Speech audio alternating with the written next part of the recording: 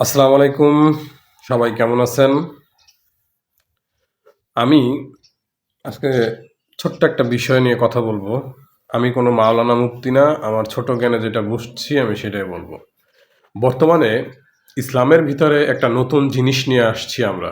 একটা ট্রেন্ডের মতো করে চালাচ্ছি বিষয়টা। এই বিষয়টা যদি কেউ এমনিতেই করে সেটা সমস্যা নাই।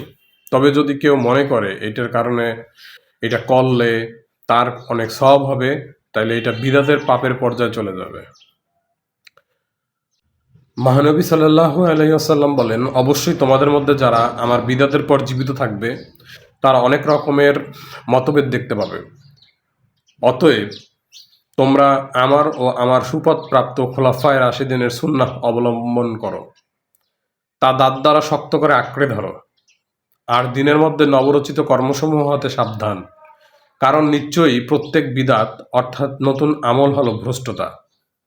এই হাদিসটা আবু দাউদ, তিরমিজি এবং ইবনে নাজাতে বর্ণিত আছে। আজকে যে বিষয়টা নিয়ে বলছি সেটা হলো জুম্মা মোবারক জানানো।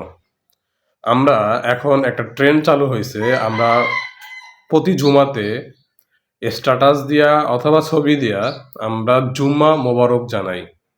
জুমার দিনে সবাই ছবি দিয়ে অথবা পোস্ট দিয়ে জুম্মা মোবারক জানায়। এই যে জুমা মোবারক জানানো হয়, এটা যদি এমনিতে করা হয় অথবা লাইক কমেন্ট পাওয়ার জন্য করা হয় সেটার হিসাবটা আলাদা।